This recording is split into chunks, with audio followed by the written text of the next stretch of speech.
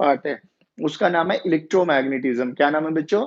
Electromagnetism. Electromagnetism basically हमें पूरे पूरे फर्स्ट पार्ट में क्या करनी है? Study of charge.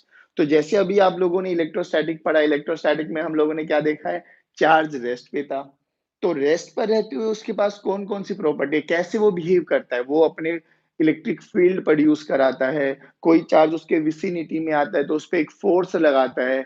Force attraction का भी हो सकता है, रिपल्शन का भी हो सकता है। याद करो, याद करो, याद करो। Yes, very good. सिमिलरली ऐसी ही अब हम बात करेंगे कि अगर कोई चार्ज मूव करने लग जाए, क्योंकि हम लोगों ने बेसिक डेफिनेशन पढ़ी है करंट क्या होता है। करंट हम लोगों ने 10th स्टैंडर्ड में भी पढ़ा है कि फ्लो ऑफ चार्जेस को ही हम लोग करंट कहते हैं ना।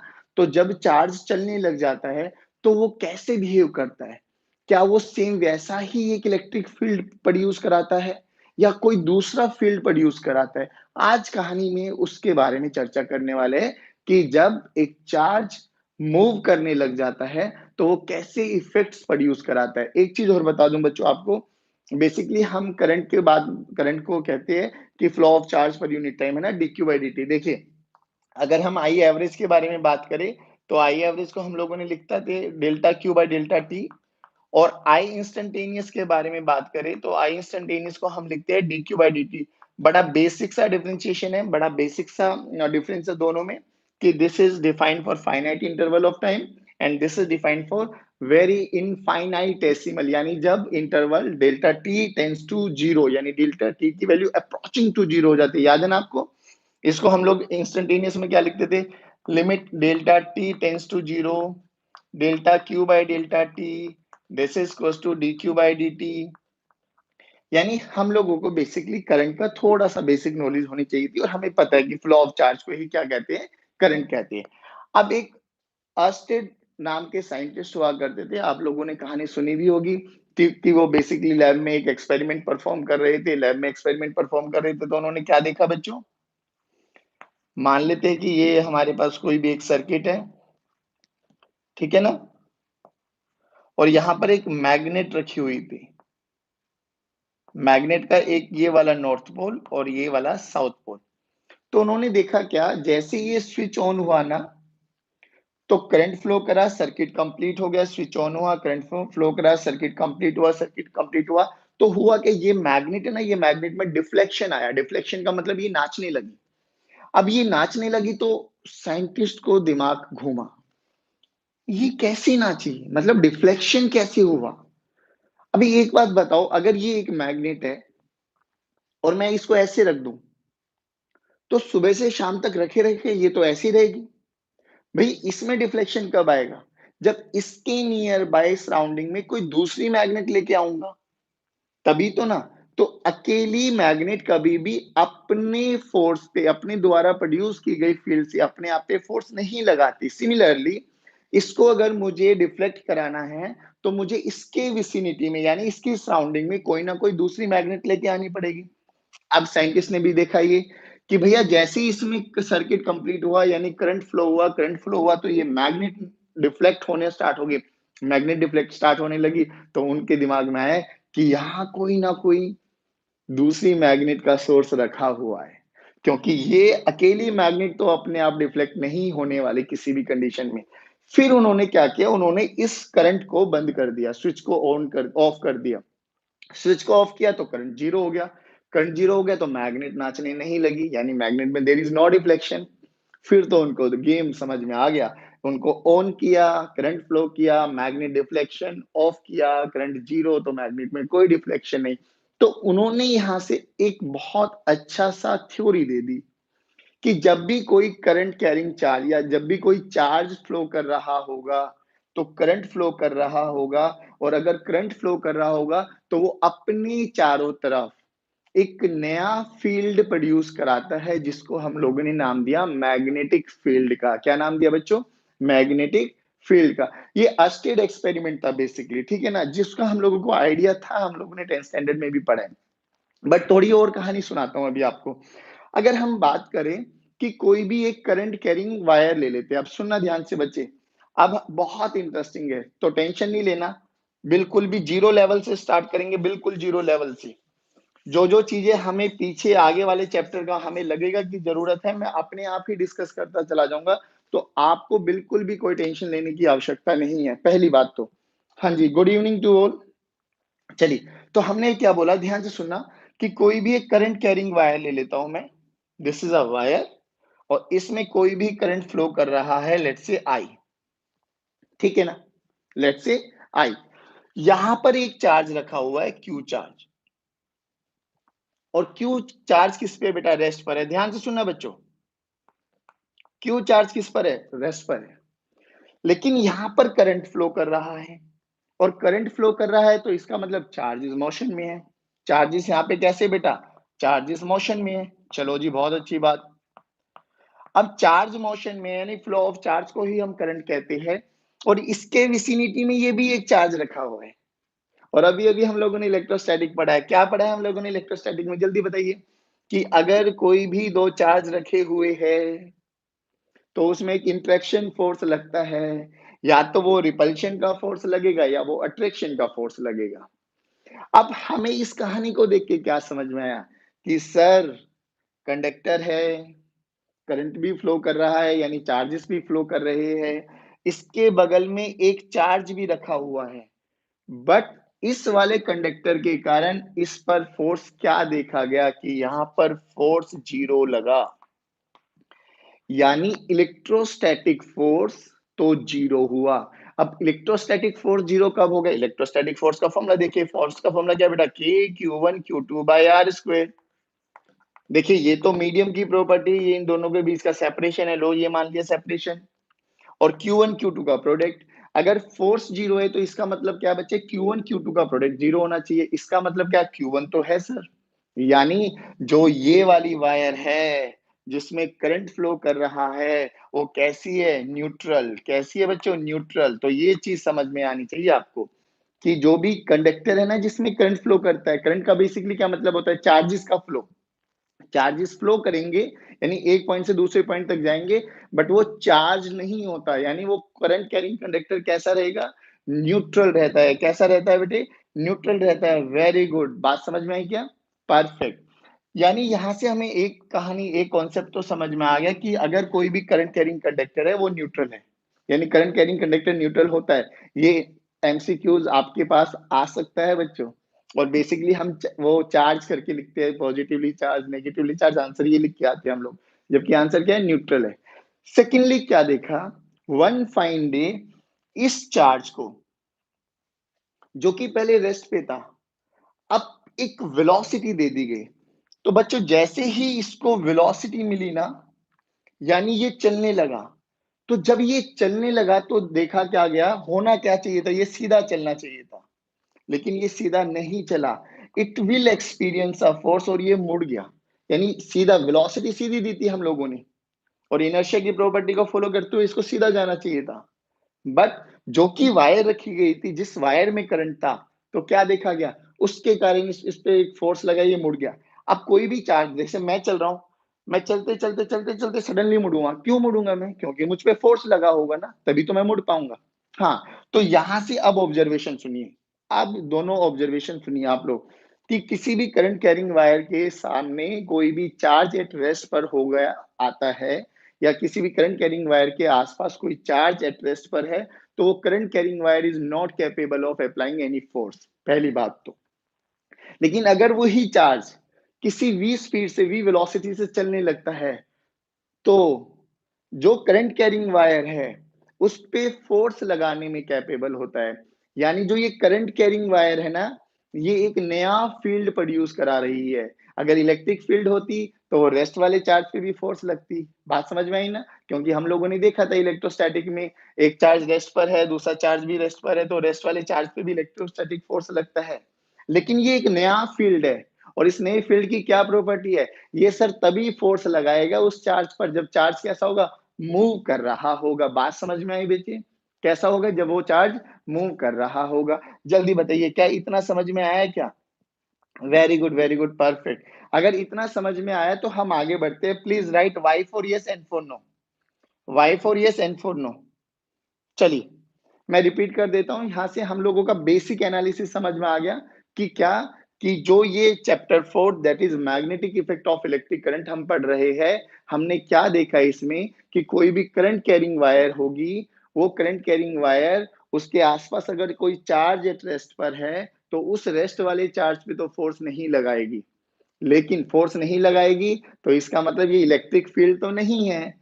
लेकिन जैसे ही इस वाले चार्ज को वेलोसिटी दे दी, रफ्तार दे दी, तो इस पे एक फोर्स लगेगा, और फोर्स लगेगा तो इसका मतलब ये जो करंट कैरिंग वायर है, ये एक नए प्रकार का फील्ड पैदा कर रही है, प्रोड्यूस कर रही है, जिसको हम लोगों ने नाम क्या दिया, मैग्नेटिक फील्ड। क्या नाम दिया बच्चों, मैग्नेटिक फील्ड। Very good. अब जो ये मैग्नेटिक फील्ड आ गया ना, अब बात ये आई, चलो ठीक है, हमें समझ में आ गया कि एक इलेक्ट्रिक फील्ड होता है, एक मैग्नेटिक फील्ड होता है। चलिए ये बहुत अच्छी बात। अब बात की जाए कि इस मैग्नेटिक फील्ड को कैसे निकाला जाए। अब थोड़ा इलेक्ट्रोस्टैटिक में दोबारा देखिए, इलेक्ट्रोस्टैटिक में क्या पढ़ा था हम लोगों ने, पॉइंट चार्ज के बारे में बात की थी, पॉइंट चार्ज के बारे में। देखिए सुनिए ध्यान से, जितनी भी फिजिक्स में लॉज होती है ना बच्चे, वो सभी के सभी पॉइंट मास पॉइंट चार्ज के लिए ही डिफाइन की जाती है। चलिए इतना समझ में आया हम लोगों को। अब बात की गई कि चलिए सर समझ में आ गया कि कोई भी चार्ज अगर मूव कर रहा होगा ना, तो magnetic field, current carrying wire एक मैग्नेटिक फील्ड प्रोड्यूस कराएगी, और वो मैग्नेटिक फील्ड मूविंग चार्जेस पर ही फोर्स लगाने में कैपेबल है। इतना हमें यहाँ से समझ में आ गया। और किसी भी कंडक्टर में अगर करंट फ्लो कर रहा है, तो इसका मतलब वो न्यूट्रल है या चार्ज है, वो न्यूट्रल है सर। अच्छा एक चीज और बता दूं आपको, अभी इलेक्ट्रोस्टैटिक में हम लोगों ने पढ़ा था, जब हम लोगों को प्रॉपर्टीज पढ़ाई जाती है, कि कंडक्टर के अंदर इलेक्ट्रिक फील्ड जीरो होता है ना, कंडक्टर के अंदर इलेक्ट्रिक फील्ड जीरो होता है। लेकिन अभी अभी आपने बोला कि कंडक्टर में चार्ज फ्लो कर रहे हैं, और चार्ज फ्लो करेंगे तो इलेक्ट्रिक फील्ड तो होगा सर। अब ध्यान से सुनना बच्चों, अगर कंडक्टर आइसोलेटेड होता है ना, अगर कंडक्टर आइसोलेटेड कंडक्टर है, यानी इसमें कोई भी कनेक्शन नहीं लगाया, यानी हम लोगों ने कोई एक्स्ट्रा सोर्स ऑफ बैटरी या ईएमएफ का नहीं प्रोवाइड किया, और हम इसको एक्सटर्नल इलेक्ट्रिक फील्ड में रखते हैं, ई एक्सटर्नल में हम रखे इसको, तो इसमें एक चार्ज इंड्यूस हो जाते हैं, जो कि यहाँ पे प्लस और यहाँ पर माइनस, क्योंकि इलेक्ट्रिक फील्ड में चार्जेस की प्रॉपर्टी है कि पॉजिटिव चार्ज पे तो इधर ही फोर्स लगेगा along the direction of electric field, negative charge पे लगेगा opposite to the direction of electric field. याद है कुछ? हाँ, तो यहाँ पर एक ई इंड्यूस्ड जनरेट हो जाती है, जिसके कारण ई एक्सटर्नल और ई इंड्यूस मिलके क्या हो जाते हैं, जीरो। तो आइसोलेटेड कंडक्टर में ई एक्सटर्नल प्लस ई इंड्यूस्ड बना के क्या कर देती है बच्चों, जीरो। लेकिन जब भी ये आइसोलेटेड कंडक्टर की बात करेंगे, लेकिन हमें अब क्या करना है, हमें तो एक सोर्स लगाना पड़ेगा, यानी जब भी आपके पास कंडक्टर कनेक्टेड होगा ना बेटे, कनेक्टेड किसी भी सोर्स के साथ, तब इलेक्ट्रिक फील्ड जीरो नहीं होगा, ये ध्यान रखना बस। क्योंकि बच्चा ना इस चीज को रट लेता है, कंडक्टर है तो अंदर इलेक्ट्रिक फील्ड जीरो होगा, अंदर इलेक्ट्रिक फील्ड जीरो होगा तो चार्जेस पे फोर्स कैसे लगेगा, चार्जेस पे फोर्स नहीं लगेगा तो चार्जेस मूव नहीं करेंगे, चार्जेस मूव नहीं करेंगे तो सर करंट कैसे हो सकता है। बात समझ में आई? बात समझ में आई? Very good. कि जब भी आइसोलेटेड कंडक्टर के बारे में बात करेंगे तो इलेक्ट्रिक फील्ड जीरो होगा, लेकिन जब भी कनेक्टेड कंडक्टर के बारे में बात करेंगे तो इलेक्ट्रिक फील्ड जीरो नहीं होगा, और इलेक्ट्रिक फील्ड जीरो नहीं होगा तो करंट फ्लो करेगा, आई विल फ्लो। बोले बिल्कुल, मैं कह रहा हूं बिल्कुल जीरो लेवल से लेके चलेंगे, धीरे धीरे धीरे धीरे धीरे धीरे लेवल को बढ़ाते चले जाएंगे। आप लोगों से यही रिक्वेस्ट है कि डेली लेक्चर्स को अटेंड करना, तभी कॉन्टिन्यूटी मेंटेन होगी।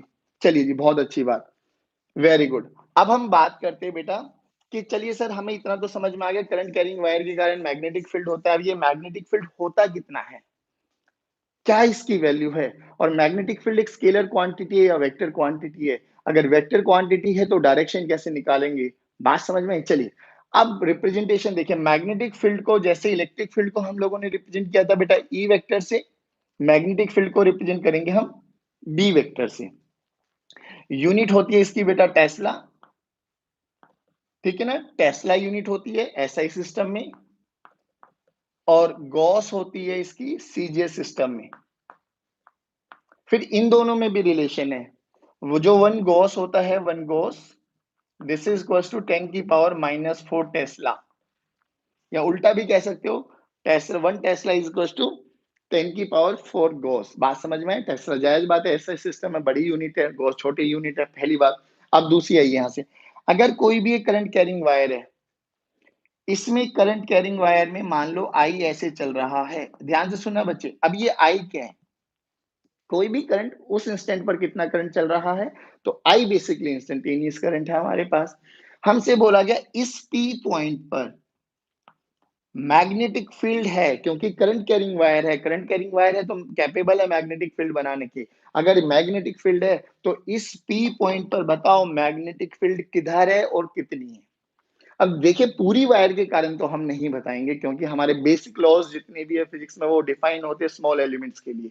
तो सिमिलरली अब यहाँ पर हम क्या करेंगे बेटे, ये वायर जो भी लेंथ एल है इसमें से हम एक छोटा सा टुकड़ा मानेंगे, छोटा सा टुकड़ा, छोटा सा टुकड़ा। बताइए अब एक वायर के अगर मैं छोटे छोटे छोटे छोटे छोटे छोटे टुकड़े करूं, देखिए ऐसे समझिए, स्केल है ना, स्केल फुटा है हमारे पास, स्केल है, उस स्केल में 30 सेंटीमीटर का मार्क लगा, 15 सेंटीमीटर का मार्क लगा हुआ, और 1 सेंटीमीटर में 1 1 mm के 10 10 है ना, तो बेसिकली वो 1 mm का छोटा टुकड़ा, और बेसिकली वो 1 mm से भी बहुत छोटा टुकड़ा होता है। तो बहुत छोटे से टुकड़े को अगर मैं यहाँ पे चूज करूं, आप देखिए बहुत छोटा नहीं बना सकता क्योंकि आप लोगों को दिखाई नहीं देगा, तो मैंने एक अच्छा खासा ये एक एलिमेंट ले लिया, इसका बोल दिया हम लोगों ने डीएल, छोटा सा डीएल। अब डीएल एक वेक्टर क्वांटिटी है, पहली बात तो समझिए डीएल क्या है बेटा, एक छोटा सा लेंथ एलिमेंट, और डीएल छोटा सा लेंथ है, और डीएल एक वेक्टर क्वांटिटी है, तो डायरेक्शन किधर होगी, डीएल की direction, direction of DL, direction of DL vector is along the current. ध्यान से सुनना बच्चों, अलोंग द करंट मतलब क्या, कि ये करंट ऊपर जा रहा है तो डीएल वेक्टर भी ऊपर है, करंट नीचे जा रहा है तो डीएल वेक्टर भी नीचे है। लेकिन सर ये तो एक स्ट्रेट कंडक्टर आ गया, कंडक्टर को ऐसे मैं कर्व कर दूं तो सर्कल बना दूं तो टेंशन नहीं लेना मेरे बच्चों। देखिए अगर सर्कल हो गया तो लो जी ऐसे हो गया सर कंडक्टर, तो हमने क्या करना है बच्चों, एक छोटा सा तो एलिमेंट लेना है, ये ले लो। करंट देखिए या तो करंट क्लॉकवाइज डायरेक्शन में होगा या करंट एंटी क्लॉकवाइज डायरेक्शन में होगा, है ना, यही तो पॉसिबिलिटी बनेगी भाई, या तो करंट ऐसे फ्लो करेगा या करंट ऐसे फ्लो करेगा। लो जी ये कंडक्टर कनेक्टेड कर दिया मैंने, बैटरी लगा दी मैंने, नीचे बैटरी है हमारे पास, कोई भी सोर्स ऑफ ईएमएफ है। अब अगर इस डायरेक्शन में, तो यहाँ पर इस पॉइंट पर डीएल की डायरेक्शन ये हो जाएगी, इस पॉइंट पर ये हो जाएगी, इस पॉइंट पर ये हो जाएगी। यानी हमें समझ में आ गया कि अगर कंडक्टर स्ट्रेट है तो डीएल की डायरेक्शन करंट के अलोंग हो जाएगी। अगर कंडक्टर मेरे पास सर्कल में आ गया या आर्क शेप में आ गया तो उस पॉइंट पर टेंजेंट ड्रॉ कर दूंगा इन the direction of the current. Current ऐसे फ्लो कर रहा है तो इस डायरेक्शन में कर देंगे, करंट ऐसे फ्लो कर रहा होता और अब यहाँ पे पूछा तो इस डायरेक्शन में कर देते। बताइए क्या डीएल की डायरेक्शन समझ में आई क्या, दोनों ही केसेस में स्ट्रेट है तो भी, और हमारे पास अगर सर्कल या किसी भी आर्क शेप में आ जाए तो भी हम लोगों को पहली बात तो ये पता होनी चाहिए।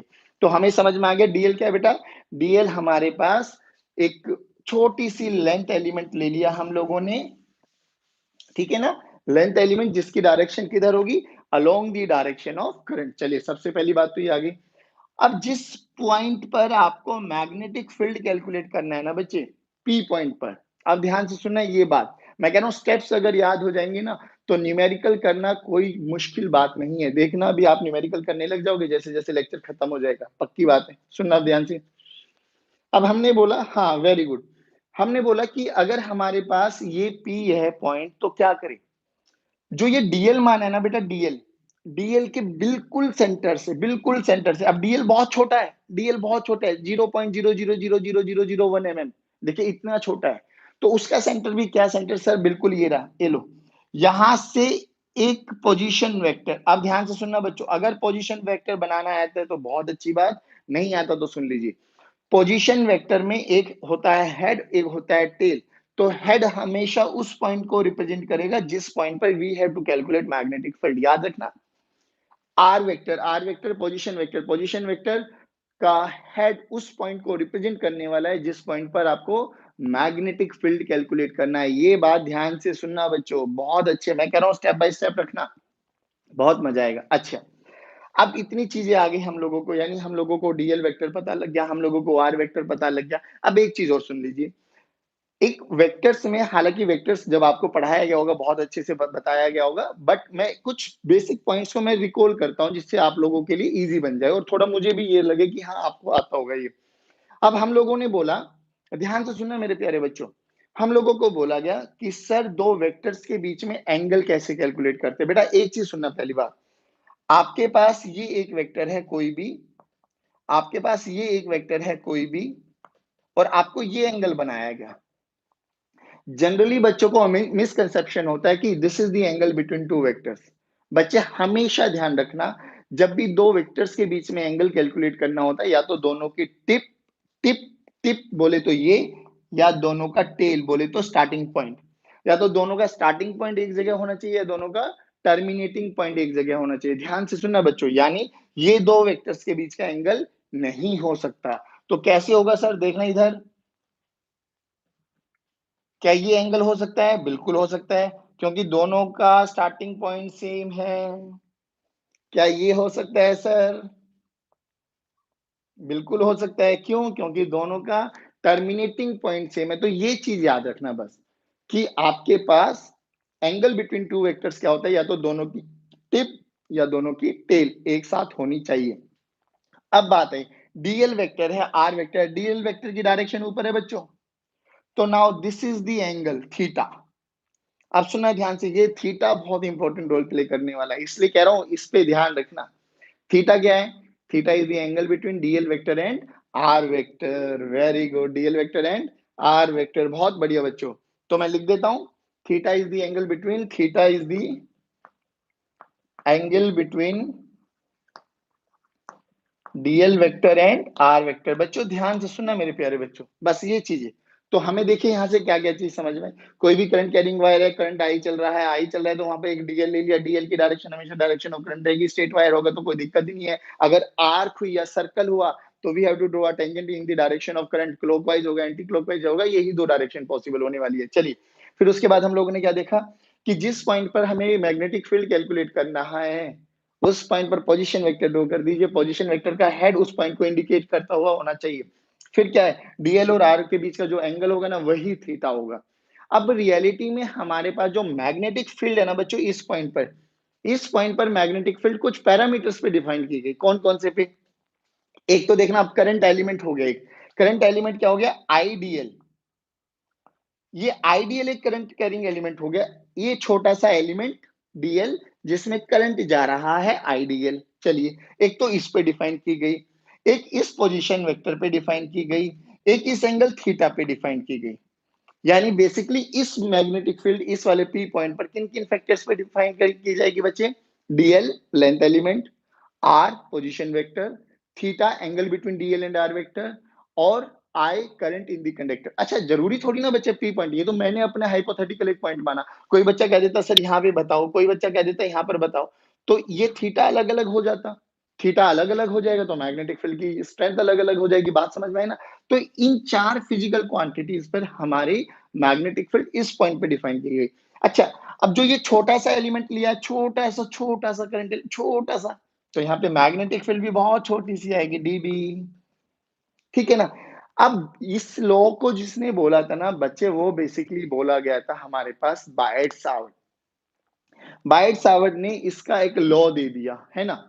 तो उस लॉ के अकॉर्डिंग हम लोगों को क्या बोला गया, कि किसी भी करंट कैरिंग वायर के कारण, छोटे से करंट एलिमेंट के कारण, किसी भी पोजीशन आर वेक्टर पर जो मैग्नेटिक फील्ड होगा ना, वो मैग्नेटिक फील्ड इन चार पैरामीटर्स पे डिफाइन करने वाला है। पहली बात, और फॉर्मूला देख लीजिए, बहुत सिंपल सा है। चलिए भैया, यहां तक समझ में आया? सभी बच्चे लिखिए y for yes, N for no. Very good.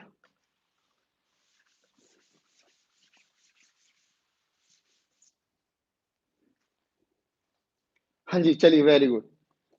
तो यहां से जो डीबी आया ना बच्चे, डीबी का जो फॉर्मूला बना देखिए, is directly proportional to idl. यानी करंट एलिमेंट के डायरेक्टली प्रोपोर्शनल है idl. DB is directly proportional to sine of theta. अभी बताऊंगा क्यों, क्योंकि आपको समझ में भी आ गया वेक्टर प्रोडक्ट होने वाला है सर, वेक्टर क्वांटिटी है। तो sine of theta, theta is the angle between dl vector and r vector, and dB is inversely proportional to position vector के मैग्नीट्यूड का स्क्वायर। यानी ये भी इनवर्स स्क्वायर लॉ को फॉलो करता है। फील्ड फोर्स अभी चाहिए, non contact force, electric field, gravitational field, और एक ही आ गया तीसरा, मैग्नेटिक फील्ड। तीनों ही फील्ड फोर्सेस किसको फॉलो करते हैं बेटा? इनवर्स स्क्वायर लॉ को फॉलो करते हैं। इनवर्स स्क्वायर लॉ क्या कहता है बेटा? जैसे जैसे डिस्टेंस को कम करते चले जाएंगे, फोर्स बढ़ता चला जाएगा, ज्यादा करते चले जाएंगे, फोर्स कम होता चला जाएगा। बोलो, इतना समझ में आया बच्चों? Very good. चलिए, अब हम बात करेंगे, यहाँ पर इसके फॉर्मूले को असेंबल कर लेते हैं। तो डीबी मैग्नीट्यूड के बारे में बात कर रहा हूँ बच्चों, तो वेक्टर का मैग्नीट्यूड लिखना आता है हमें। अब जो ये डायरेक्टली प्रोपोर्शन के साइन को हटाएंगे, वहां पे लिखते थे हम के की वैल्यू होती थी 1/4 pi epsilon not. Epsilon not होती थी परमिटिविटी ऑफ फ्री स्पेस, है ना। यहाँ पर भी ऐसे ही ये कांस्टेंट आएगा के, और उस के की वैल्यू अभी लिखेंगे हम लोग i d l sine theta by are square. चलिए, अब ये जो के है ना बच्चे, ये के यहाँ पर कहलाया जाएगा mu naught by 4 pi. Mu naught by 4 पाई। वहां पर एप्सिलॉन नॉट था परमिटिविटी, यहाँ पे म्यू नॉट है परमिएबिलिटी। क्या यूनिट है बेटा, ये क्या नाम है इसका? Permeability of free space. बात समझ में आ गई? इस परमिएबिलिटी ऑफ फ्री स्पेस की अगर हम बात करें, तो बेसिकली म्यू नॉट बाय 4 पाई की वैल्यू अगर आपकी न्यूमेरिकल में हेल्प मिलने वाली है, तो 10⁻⁻7 रख देना, आपको अपने आंसर में थोड़ा हेल्प मिल जाएगा। चलिए, अब हम बात करें, थोड़े इस फॉर्मूले को और अच्छा करते हैं। ये तो हम लोगों ने मैग्नीट्यूड के बारे में बात करी, लेकिन अगर हमें डायरेक्शन भी निकालनी है तो सर वेक्टर फॉर्म में लिखना है। तो अब लिखिए, देखिए d B vector mu naught by 4 pi constant है, mu naught by 4 pi constant है। आई जो भी करंट फ्लो कर रहा है। अब ध्यान से देखिए, डीएल साइन थीटा, लेकिन जो ये थीटा होता है ये किसके बीच का एंगल है? जल्दी बताइए सर। डीएल, डीएल तो है ऊपर, और कौन? आर। लेकिन आर ऊपर नहीं है बच्चों, आर ऊपर नहीं है। हाँ, तो सर क्या हो गया, आर से मल्टीप्लाई आर से डिवाइड कर देंगे ना। तो अगर मैं आर से मल्टीप्लाई आर से डिवाइड करूं, तो ऊपर फॉर्मूला क्या बन जाएगा? डीएल, क्या किया, I d l cross r by r vector के मैग्नीट्यूड की पावर 3। देखना बच्चों ये वाला फॉर्मूला।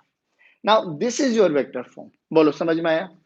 अब यहाँ पर देखिए, आप लोगों को या तो वेक्टर, अब इसकी डायरेक्शन कैलकुलेट करनी है, डायरेक्शन कैलकुलेट करनी है, तो हमें समझ में आ गया सर, ए क्रॉस बी निकालना पड़ेगा हमें, यानी क्रॉस प्रोडक्ट आना चाहिए बच्चों।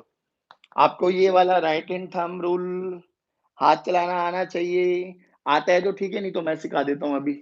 सेकेंडली, अब आपको क्या समझ में आएगा? डीएल क्रॉस आर यानी डीएल आर साइन थीटा। अब देख कैसे निकालते हैं, ए क्रॉस बी को क्या लिखते हैं? Mod of a mod of b sine of theta into n cap. आप सुनिए, डायरेक्शन निकालना सिखाता हूँ। डायरेक्शन बोले तो कैसे? मान लो ए वेक्टर ये रहा, बी वेक्टर ये रहा, हमसे बोला गया डायरेक्शन बताइए, तो ए क्रॉस बी निकाल देते ना। This is initial, this is final vector. तो इनिशियल वेक्टर पे अपना राइट हैंड को रखिए, राइट हैंड को रखिए इन सच अ फैशन कि जहां पे पहुंचना है ये उंगलियां टर्न कर जाए, और उंगलियां ऐसे ही मुड़ेंगी बेटा, ऐसे ज्यादा टशन मत दिखाना, मैं तो ऐसे भी घुमा देता हूँ, नहीं, अपन को ऐसे ही घुमाना है, बहुत सिंपल। तो देखिए, ए से रखे बी पे आए, ए से रखे बी पे आए, तो thumb will gives you the direction. A cross b का प्रोडक्ट थंब देता था हम लोगों को। तो थंब कहाँ है? बाहर। बाहर का मतलब क्या है? इस प्लेन के परपेंडिकुलर, इस प्लेन के परपेंडिकुलर बेसिकली बाहर की डायरेक्शन में। तो जब भी बाहर की डायरेक्शन आएगी, आउटवर्ड डायरेक्शन, तो उसको मैं डॉट से रिप्रेजेंट करने वाला हूँ, पहली बात। अब ये कुछ नोमेनक्लेचर है, ये समझ लो बेटा। डॉट का मतलब आउटवर्ड। बात समझ में आई? चलिए, अब हम बात करेंगे कि अगर सर मुझे बी क्रॉस ए पे आना होता, तो आप बी पे हाथ रखेंगे, बी तो ये रहा। कहां पर आना है? ए पे आना है। तो अब ये अंदर है, यानी इस बोर्ड के अंदर घुस रहा है, यानी inside the plane. Inside the plane को हम रिप्रेजेंट करेंगे बेटा क्रॉस से, और cross represents your inward direction. एक तो ये तरीका आ गया। अब इधर देखिए, डीएल और आर, डीएल और आर के बीच में, तो डीएल ये रहा बच्चे, आर ये रहा बेटा। तो अंगूठा कहाँ है, थंब कहाँ है? इनसाइड द प्लेन, यानी जो यहाँ पर मैग्नेटिक फील्ड है वो अंदर की डायरेक्शन में है। जल्दी बताइए, क्या ये वाला फॉर्मूला समझ में आया क्या? डीबी छोटा सा magnetic field is equal to mu naught by 4 pi constant of medium idl sine theta by are square, where theta is the angle between dl vector and r vector. यहां तक बताइए बच्चों, अगर समझ में आया तो आगे बढ़ते हैं। सभी बच्चे रिप्लाई करेंगे very good, very good, very good, very good. चलिए, बोलो यहां तक सब चीजें समझ में आई? परफेक्ट। देखिए, अब यहां से इंटरेस्टिंग चीजें समझ में आने लग जाएंगी, बहुत अच्छी अच्छी चीजें। चलिए, देखो बेटे, अब हम बात करेंगे application of Biot Savart law. Biot Savart law की एप्लीकेशन, और जो ये लॉ पढ़ रहे थे ना, ये बायट सावर लॉ था, ठीक है ना, बायट Savart law. Biot Savart law. ठीक है ना, क्या देखा हम लोगों ने, dB vector this is equal to mu naught by 4 pi I dl vector cross r vector by r vector के मैग्नीट्यूड का क्यूब। अब हमें बेसिक बेसिक सारी नॉलेज आ गई है, कैसे निकालते आर वेक्टर क्या होता है, थीटा क्या होता है, सब चीजें हम लोगों को पता लगी। अब बहुत बहुत बेसिक सा, सबसे पहले बेसिक सी एप्लीकेशन कराता हूं जो बहुत इजी है, आप लोगों को देख के बहुत अच्छा लगने वाला है, फिर उसके अच्छे वर्जन पे चलने वाले हैं। तो सबसे पहले क्या बोल रहा है कि calculate the magnetic field at the centre of current carrying circular wire. आप थोड़ा फील समझना, टॉपिक का नाम समझना कि कोई भी एक करंट कैरिंग सर्कुलर वायर है बच्चों, सर्कुलर वायर आ गई। अब ये नीचे बैटरी लगाई होगी, करंट ऐसे चला ऐसे चला ऐसे चला ऐसे चला, है ना, ऐसे चलते हुए अंदर नीचे आ गया। चलिए बहुत समझ, इसका रेडियस आर मान लिया, और यहां पर हमें ओ पॉइंट पर क्या निकालना है बेटा, मैग्नेटिक फील्ड निकालना है। अब बताइए क्या करें क्या करें क्या करें। सर हमें तो ना छोटा सा मैग्नेटिक फील्ड निकालना आता है। तो क्या बड़ी बात हो गई बेटे, छोटे निकालना आता है तो याद करो, कंप्लीट निकालना है तो हम इसका क्या करेंगे, इंटीग्रेशन, और इंटीग्रेशन से हमें नेट मैग्नेटिक फील्ड पता लग जाएगी। हाँ है ना बोलो, हाँ है ना बोलो। चलिए तो अब क्या करें क्या करें। सर स्टेप नंबर 1 क्या करा जाता है, उस वाले प्रूफ में क्या किया था, छोटा सा एलिमेंट लिया था, तो ले लो ना छोटा सा एलिमेंट, ये ले लिया सर छोटा सा एलिमेंट डीएल। अब डीएल की डायरेक्शन ये रही सर, डीएल वेक्टर ऊपर की डायरेक्शन में, स्टेप बाय स्टेप चलेंगे। फिर सेकंड स्टेप क्या था जल्दी बताओ। सर जिस पॉइंट पे निकालना है उस पे एक पर पोजीशन वेक्टर, ये रहा सर पोजीशन वेक्टर, यानी यही आर वेक्टर बन जाएगा हमारा। ध्यान से देखो, डीएल और आर के बीच में कितना एंगल है सर, थीटा, ये रहा सर यहाँ पे 90 डिग्री बना। देखिए बिल्कुल बेसिक है, मैं कह रहा हूँ स्टेप्स याद है तो हमें हर एक क्वेश्चन को करने में बहुत आसानी होगी। दोबारा देखिए, पॉइंट माना डीएल, डीएल पे पोजीशन, डीएल वेक्टर ऊपर की डायरेक्शन में along the direction of current, current ऊपर है, टेंजेंट ड्रॉ कर दिया। फिर इससे किस पॉइंट पे निकालना है, उस पॉइंट पर हम लोगों ने एक r vector position vector draw कर दिया, पोजीशन वेक्टर का हेड ये रहा। थीटा क्या था, डीएल और आर के बीच का एंगल, चलिए जी निकल गया, हम लोगों को इतना समझ में आया। अब पुट कीजिए वैल्यू में। तो इस पॉइंट पर छोटी सी मैग्नेटिक फील्ड क्या बनेगी बच्चे, छोटी सी मैग्नेटिक फील्ड क्या बनेगी बच्चे, चलिए जी स्टार्ट करते हैं। छोटी सी मैग्नेटिक फील्ड यानी डीबी, बेटे मैग्नीट्यूड के बारे में बात कर रहे हैं, mu naught by 4 pi, mu naught by 4 pi as it is लेके आ जाओ, आई को बाहर लेके आ जाओ। अब डीएल क्रॉस आर, यानी डीएल आर साइन थीटा, यानी डीएल आर साइन थीटा की वैल्यू कितनी होगी बेटे 90, नीचे कितना है आर क्यूब, एक आर ने एक आर को मारा, यानी नीचे बना आर स्क्वायर। ध्यान से सुनना। चलिए जी बहुत अच्छी बात। अब याद करो बच्चों साइन 90 क्या होता है, साइन 90 होता है सर 1, साइन 90 होता है बेटा 1। तो डीबी की वैल्यू देखिए, डीबी की वैल्यू देखिए, डीबी की वैल्यू क्या है बेटे, mu naught by 4 pi I dl by are square. अब हमें क्या करना है, हमें तो कंप्लीट वायर के कारण निकालना है, तो क्या करो इंटीग्रेट कर दो ना इसको, इंटीग्रेट कर दिया बेटा। अब देखो इंटीग्रेट करके डीबी का इंटीग्रेशन क्या होता है बेटा, b mu naught I by 4 pi r square, dl का इंटीग्रेशन बताइए, डीएल का integration. Sir dl basically length है ना इसकी, तो टोटल लेंथ कितनी आ जाएगी 2 पाई आर, रेडियस कितना माना है छोटा आर, तो 2 पाई आर लीजिए। नहीं आया समझ में, जल्दी बताइए, आया नहीं आया समझ में, वेरी गुड। अब देखिए आर स्क्वायर ने आर, एक आर ने एक आर को मारा, पाई ने पाई को मारा, टू ने टू को मारा, तो what will we have, b this is equal to mu naught I by 2r। Standard result है बेटा, याद हो जाए तो कोई बुराई नहीं है, स्टैंडर्ड रिजल्ट है, याद रहना चाहिए। पहले बताइए क्या ये प्रूफ समझ में आया है क्या।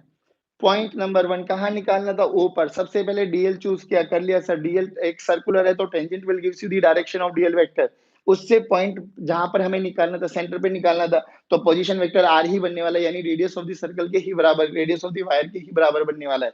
चलिए जी, फिर दोनों के बीच में एंगल निकाल लिया, बाइट सावर्ट लॉ लगाई, एप्लीकेशन लगाई, और we can easily get the answer. बताइए क्या ये चीजें समझ में आई बच्चों, very good very good. Mu naught i by 2 r, mu naught i by two r. अब बात करें मैग्नीट्यूड तो आ गया, now comes to direction. Direction कैसे कैलकुलेट करें? वेरी गुड, डायरेक्शन देखिए दोबारा, ये कहां पर डीएल, डीएल ये रहा ऊपर, कहां पर आना है? D l r, d l r, d l r अंदर। वेरी गुड, यानी मैग्नेटिक फील्ड अंदर आई, कितनी आई? Mu naught I by 2r आया। बताइए सभी बच्चों। वेरी गुड, सभी बच्चे रिप्लाई करेंगे बेटा जल्दी जल्दी। Perfect perfect perfect. तो हम लोगों को इतना समझ में आ गया कि करंट कैरिंग सर्कुलर वायर के सेंटर पे मैग्नेटिक फील्ड का फॉर्मूला होता है mu naught I by 2r।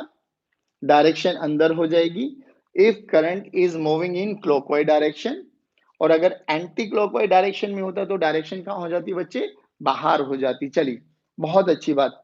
Very good very good very good, perfect. चलिए, अब थोड़ा सा और बेसिक नॉलेज देता हूं इसके बारे में, ध्यान से सुनना बच्चों। अभी जो जो फॉर्मूले हम लोगों ने ड्राइव किए ना उनको लिख लेते हैं। तो डीबी का मैग्नीट्यूड के बारे में बात करेंगे, डायरेक्शन तो हम निकाल सकते हैं। डीबी की वैल्यू हम लोगों ने बायट सावर्ट का फॉर्मूला देखिए, mu naught 4 pi I dl sine theta by are square. और अभी अभी हम लोगों ने सेंटर पे क्या निकाली बेटा? Mu naught I by 2r। अब एक चीज और देखिए, मान लो ये करंट कैरिंग वायर है, ठीक है, मान लेते हैं सर। करंट ये चल रहा, ठीक है सर। यही वो डीएल मान लिया हम लोगों ने, ठीक है सर। तो डीएल की डायरेक्शन ये रही सर, देखना बेटे ध्यान से, ये रही डीएल, यानी डीएल इस वाली लाइन के अलोंग एक्ट कर रहा है। ध्यान से सुनना, ठीक है। जब पी पॉइंट यहां पर माना था हम लोगों ने, तो आर वेक्टर ये रहा, तो थीटा ये बना हमारे पास, कोई भी एक्यूट एंगल, ठीक है सर।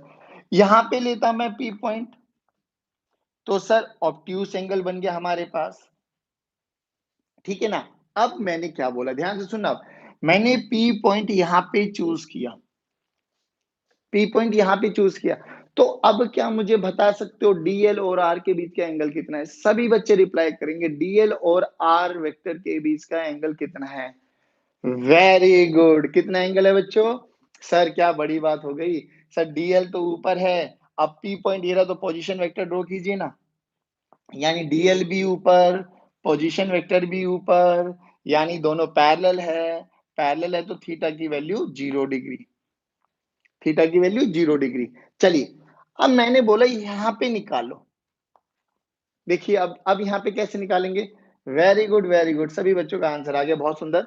डीएल वेक्टर ऊपर है सर, पोजीशन वेक्टर नीचे है सर, यानी डीएल वेक्टर ऊपर है सर, पोजीशन वेक्टर नीचे है सर। कंडीशन सेटिस्फाई होनी चाहिए, दोनों की टेल एक साथ है सर। तो थीटा की वैल्यू बताइए 180 डिग्री। यानी मैं यहां से आपको कोई ज्यादा वो मैथ्स में नहीं घुमाना चाह रहा, बट मैं लॉजिक समझा रहा हूं कि अगर कोई भी point P point current carrying wire के बिल्कुल सामने आ जाए, करंट कैरिंग एलिमेंट के बिल्कुल सामने कोई भी पॉइंट आ जाए, तो या तो थीटा 0 बनेगा या 180 डिग्री बनेगा, इसके अलावा तो कोई ऑप्शन नहीं है। अब थोड़ा फॉर्मूले में देखिए, फॉर्मूला क्या है बेटा? dB is equal to mu naught by 4 pi I dl sine theta by are square, और साइन थीटा में थीटा की वैल्यू पुट कीजिए। चलिए, साइन 0 साइन 180, यानी साइन 0 भी 0 साइन 180 भी 0। तो क्या समझ में आया कि अगर सर ये करंट कैरिंग वायर है और पॉइंट यहाँ पे पूछा गया या पीछे पूछा गया, तो इन दोनों पॉइंट्स पर मैग्नेटिक फील्ड कितनी होने वाली है बच्चों? 0। सभी बच्चे बोलेंगे very good very good very good. चलिए, क्या ये समझ में आया क्या बच्चों? Perfect perfect. अब थोड़ा सा और बेसिक एनालिसिस कर लेते हैं, हालांकि आपको एक प्रूफ भी कराऊंगा मैं, टेंशन लेने की कोई जरूरत नहीं है, बहुत सारे न्यूमेरिकल्स भी करेंगे, बट अभी कुछ रिजल्ट्स को याद कर लेते हैं। देखिए, ये किसके कारण आया था बेटे? सर ये तो आया था पूरे सर्कल के कारण, है ना, पूरा सर कंप्लीट सर्कल था, तो mu naught I by 2r आ गया। सोचो अगर मैं उसको आधा कट कर दूं तो सर तो ये भी आधा हो जाएगा, होगा ना। देखिए एक क्वेश्चन करते हैं, एक क्वेश्चन करते हैं, चलिए। अभी कहानी नहीं सुनाता कुछ भी, क्वेश्चन करते एक, ये रहा, ये एक करंट कैरिंग वायर है बच्चों, इनफाइनाइट। अभी बताऊंगा इनफाइनाइट और फाइनाइट के बीच का क्या डिफरेंस है, बट मैं ये कह रहा हूं कि यहां से इन दो चीजों को याद करके हम लोग कैपेबल हो गए न्यूमेरिकल्स लगाने के लिए। अब स्टेप बाय स्टेप बताऊंगा, देखना। तो बेसिकली हमने क्या किया बच्चों, ये एक इनफाइनाइट वायर है, कोई बहुत लंबी वायर थी, उस बहुत लंबी वायर को ऐसी कैसी भी शेप दे सकता हूं मैं, घर में देखा है आप लोगों ने, आप चार्जर वाली वायर के साथ खेलते रहते हो, कभी गोला बना देते हो, कभी कैसी भी शेप बना सकते हो, सांप बना देते हो, बनाते हो ना, वेरी गुड। चलिए, तो देखिए, इस पी पॉइंट पर हमसे बोला गया कि मैग्नेटिक फील्ड कैलकुलेट कीजिए, वायर, ये एक सेमी सर्कुलर आर्क, ये एक सेमी सर्कुलर आर्क, ठीक है, सेमी सर्कुलर आर्क। चलिए जी, बहुत अच्छी बात। अब क्या करेंगे सर, अरे करना कुछ नहीं है, डरना नहीं है बेटा फिजिक्स में।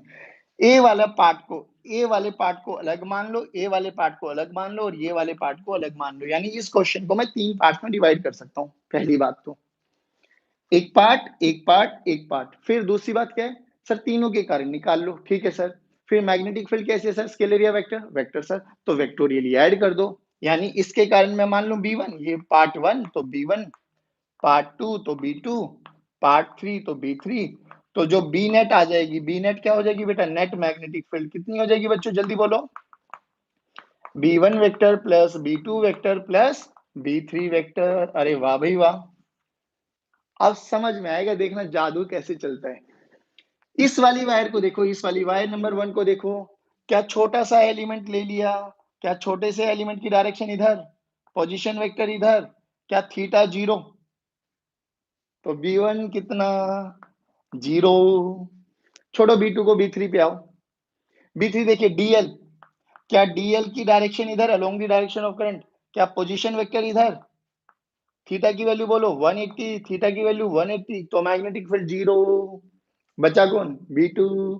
चलिए जी, अब B2 कैसा, सेमी सर्कुलर आर्क, भैया सर्कुलर आर्क के कारण है sir mu naught I by 2r, तो सेमी के कारण कितना हो जाएगा, आधा, mu naught I by 2r का आधा, यानी 1/2 times of mu naught I by 2r, यानी म्यू नॉट आई बाय 4r। अब डायरेक्शन निकालो, direction direction direction direction, sir DL तो इधर है, आर इधर है, यानी डीएल आर, डीएल आर, तो अंदर आ गई।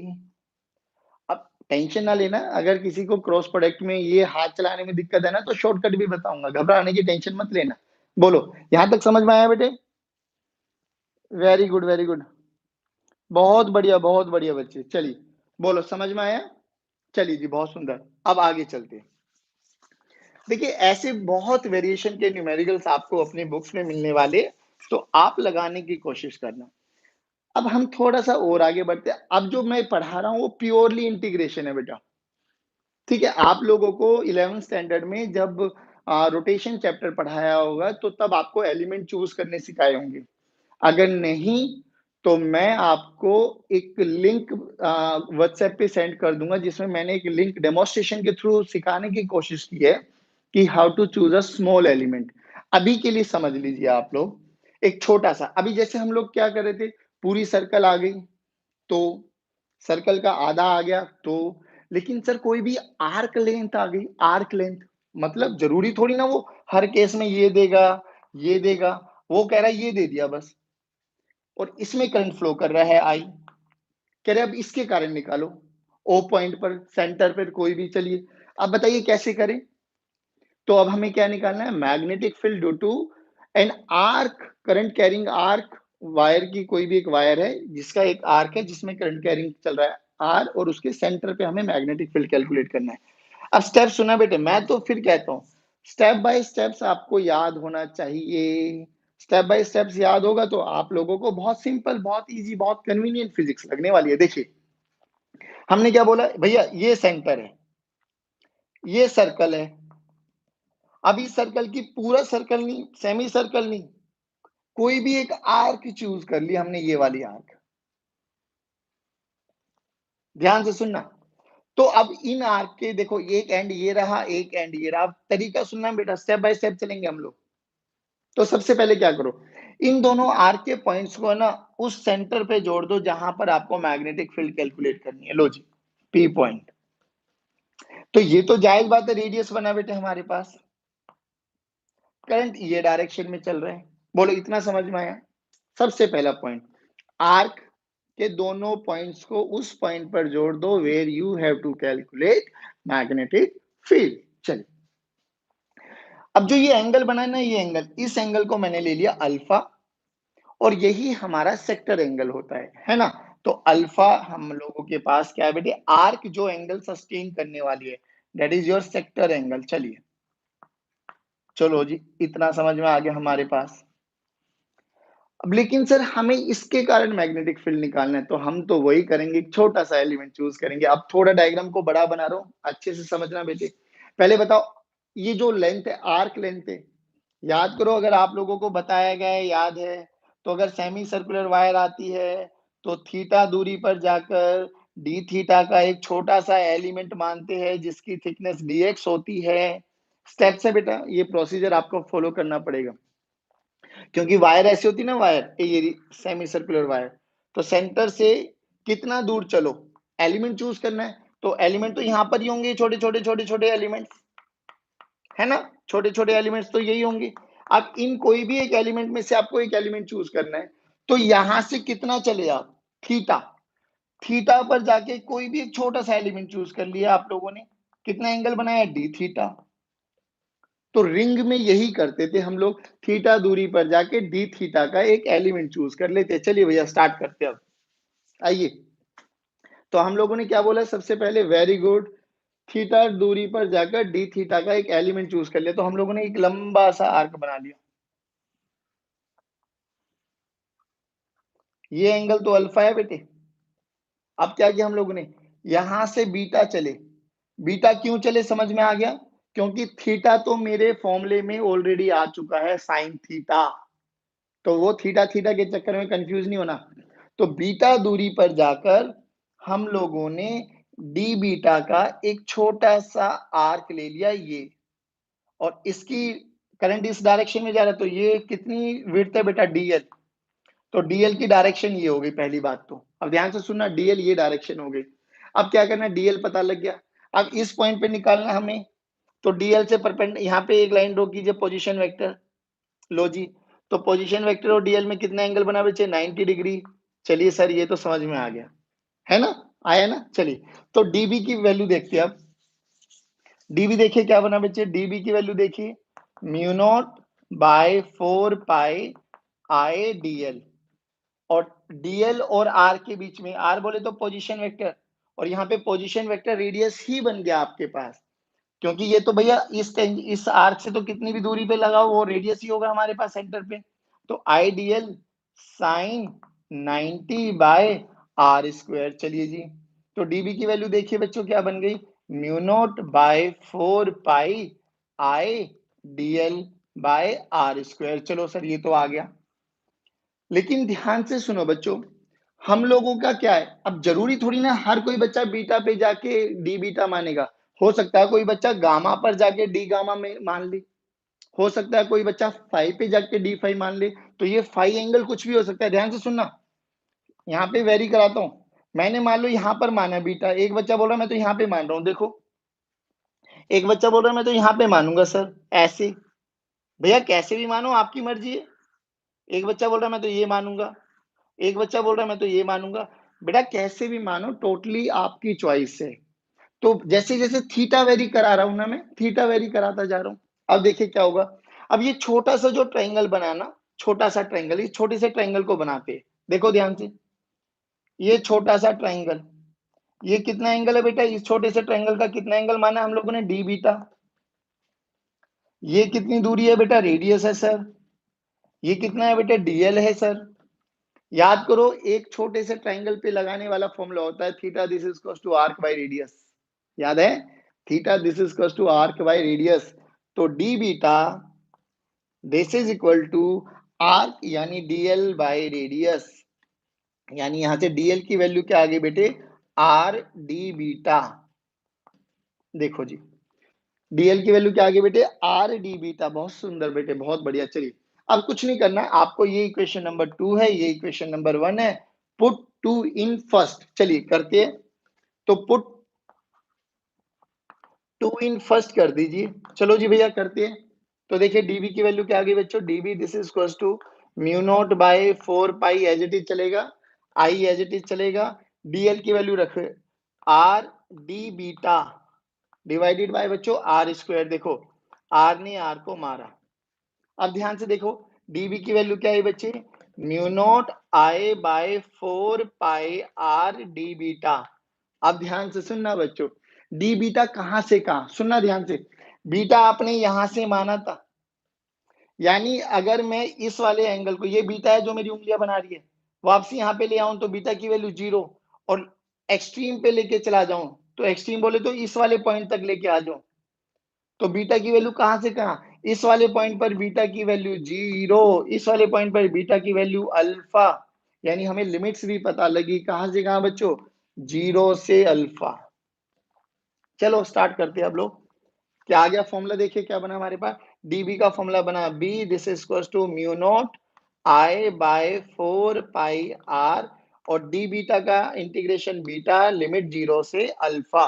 चलिए जी फॉर्मूला, स्टैंडर्ड फॉर्मूला देखो बेटा, b this is equal to mu naught I by 4 pi r alpha minus 0, यानी बी का फॉर्मूला बना mu naught I by 4 pi r alpha. अब बेटा ये स्टैंडर्ड रिजल्ट है, आपको बिल्कुल याद होना चाहिए। किसी भी आर के कारण, किसी भी आर के कारण, करंट कैरिंग आर के कारण किसी भी पॉइंट ओ पर जो मैग्नेटिक फील्ड होगा वो होगा b this is equal to mu naught I by 4 pi r alpha. लेकिन याद रखना बेटे, अल्फा डिग्री में नहीं होगा, alpha should be in radians. Radian का मतलब pi by 2, pi by 4, pi by 6, pi in terms में होना चाहिए, 90, 30, 40, 60 डिग्री में नहीं रखेंगे। चलिए जल्दी बताइए, ये स्टैंडर्ड फॉर्मूला, ये याद होना चाहिए। चाहे बाकी सारे फॉर्मूले भूल जाओ, ये वाला फॉर्मूला याद होना चाहिए। और अल्फा क्या है, अल्फा क्या है, अल्फा सर आर्क लेंथ के दोनों पॉइंट्स को मिलाकर जिस पॉइंट पर कैलकुलेट करना है वो वाला एंगल है अल्फा, बस ये याद रखना है। जल्दी बताइए, क्या यहां तक चीजें समझ में आई क्या? Yes sir. What was I, I तो करंट है बेटे, आई तो करंट है ना, आई तो करंट ही है, करंट तो आई ही रहने वाला है, इसमें क्या टेंशन होगी। चलिए चलिए अब हम बात करते हैं, फॉर्मूला याद होना चाहिए अब आपके पास, mu naught I by 4 pi r alpha, mu naught I by 4 pi r alpha. अब देखिए, तो बी का फॉर्मूला आया किसी भी करंट कैरिंग आर के कारण mu naught I by 4 pi r alpha. अब सुनो बच्चों, क्वेश्चन दिया गया, इधर देखना ध्यान से, कि ये एक करंट कैरिंग आर्क है, आई करंट फ्लो कर रहा है, may be 1 ampere, 2 ampere, it may be any ampere, हमें उससे क्या मतलब है। कह रहे इस पॉइंट पे निकालो ओ पर। अब अगर आपको स्टेप्स याद है तो कहानी खत्म हो जाएगी। यहाँ पर स्टेप क्या थी, आर के दोनों पॉइंट को उस पॉइंट पे जोड़ो where you have to calculate magnetic field. तो इसको यहाँ पे जोड़ेंगे, इसको यहाँ पे जोड़ेंगे, तो जो ये एंगल बना यही अल्फा बना, तो अल्फा की वैल्यू क्या लिखेंगे, 90 नहीं, पाई by 2। Very good, pi by 2 रख दीजिए, पाई बाय 2। तो मैग्नेटिक फील्ड का फॉर्मूला देखिए बेटा क्या है, mu naught I by 4 pi r into pi by 2। Pi ने पाई को कैंसिल आउट किया तो बी की वैल्यू बनी mu naught I by 8 r. और वैसे भी हमें समझ में आता है, ये बेसिकली एक क्वार्टर लेंथ है ना, तो हाफ के कारण 1/2 कर दी, तो क्वार्टर के कारण कितनी करते, 1/4, 1/4 mu naught I by 2 R. यही आंसर आता। बोलो आया क्या समझ में? वेरी गुड, वेरी गुड, बहुत सुंदर। अब एक बात और बताइए मुझे, अगर पूरे पूरे सर्कल के कारण निकाले तो, पूरी सर्कुलर वायर के कारण, सर्कुलर वायर में देखिए, सर्कुलर वायर में इस पॉइंट से वापसी इसी पॉइंट तक कितना एंगल हो जाएगा, 2 पाई, 2 पाई रख दो यहाँ पर। B this is equal to mu naught I by 4 pi R 2 pi, pi ने पाई को मारा, 2 ने 2 को मारा, तो what will we have, mu naught I by 2 R. अब बेटा डायरेक्शन देख लेना, डायरेक्शन के लिए वही सिंपल देखिए, डीएल इस डायरेक्शन में, आर इस डायरेक्शन में, डीएल आर अंदर। तो ए क्रॉस बी बहुत अच्छे से आना चाहिए। बताइए ये फर्स्ट एप्लीकेशन और इस फर्स्ट एप्लीकेशन के जितने भी केसेस बन सकते थे सब आपको बताए। क्या आपको क्रिस्टल क्लियर चीजें हुई क्या? सभी बच्चे रिप्लाई करेंगे Y for yes, N for no, Y for yes, N for no. Very good, very good, very good, बहुत सुंदर।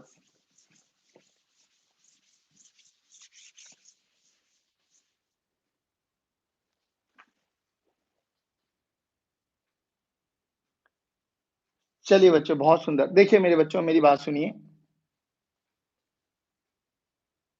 Very good. अब सुनिए मेरी बात। देखिए, आज हम लोगों ने बड़ा बेसिक सा इंट्रोडक्शन किया। एक बारी रिकैप करते हैं 5 मिनट में, फिर आज की क्लास को यहीं वाइंड अप करते हैं। तो क्या किया कि हम लोगों ने देखा कि कोई भी करंट कैरिंग वायर होती है, वो एक चलने वाले चार्ज पर, यानी कोई चार्ज अगर मोशन में होगा, उसी पर एक फोर्स लगाता है। यानी ये इलेक्ट्रिक फील्ड तो नहीं है, ये कैसा फील्ड है? Magnetic field. फिर हम लोगों ने देखा मैग्नेटिक फील्ड का फॉर्मूला। तो बायट सावर्ट ने बताया मैग्नेटिक फील्ड क्या होगी, mu naught I by 4 pi, mu naught by 4 pi I DL sin theta by are square, और इट्स अ वेक्टर क्वांटिटी, तो डीएल क्रॉस आर आपको आना चाहिए। आर क्या है? Position vector. पोजीशन वेक्टर जिस पॉइंट से कैलकुलेट करना है, उस पॉइंट पर हेड होना चाहिए, जिस पॉइंट पे you have to calculate the magnetic field. और फिर हम लोगों ने इसका क्रॉस प्रोडक्ट करके फॉर्मूला देखा। फिर सबसे पहली एप्लीकेशन की कि आर्क लेंथ है आपके पास, सर्कुलर है, उसके सेंटर पे निकाले, फिर सेंटर को आधा किया, सर्कल को आधा किया, फिर उसको 1/4 में किया। तो हम लोगों ने स्टैंडर्ड फॉर्मूला याद कर लिया, mu naught I by 4 pi R into alpha. Alpha क्या है? उस वाली आर्क लेंथ को जिस भी सेंटर पे ज्वाइन करके जो भी एंगल सस्टेन करने वाला है, दैट इज अल्फा। लेकिन alpha should be in radian. चलिए बच्चों, देखिए, हाँ, वेरी गुड। अगर सभी बच्चों को समझ में आया है, तो मैं यही कहूँगा। देखिए, ये एक आपके पास एडिशनल क्लास है। इसको ये मत सोचना कि सुबह अलग, शाम को अलग, तो टेंशन नहीं लेना। अगर आपको समझ में आया है, तो व्हाट्सएप पे मुझे रिप्लाई कर देना, do reply me on WhatsApp. और फिर कल की क्लास रखनी है, नहीं रखनी है, उसके बारे में विल डिस्कस। और किस टाइम पे रखनी है, वो भी मैं आप लोगों को बता दूँगा। आई होप आप लोगों ने काफ़ी एन्जॉय किया होगा। ये नया चैप्टर था, बट इसके लिए इतना कोई नहीं था कि हमें कुछ भी नहीं आता। सभी बेसिक चीज़ें हम लोगों ने आप लोगों को बताते चले थे कि जहाँ-जहाँ हम लोगों को यूज़ है। तो कुछ-कुछ बेसिक पॉइंट्स थे, उनको दिमाग में बिठा के कोशिश करना 4 से 5 न्यूमेरिकल लगाने के लिए। आई होप आप उन न्यूमेरिकल्स में बहुत कंफर्टेबली लगा पाएँगे। Till then keep watching, keep studying, और सबसे बढ़िया अपने आप को सुरक्षित रखिए। जय हिंद, जय भारत।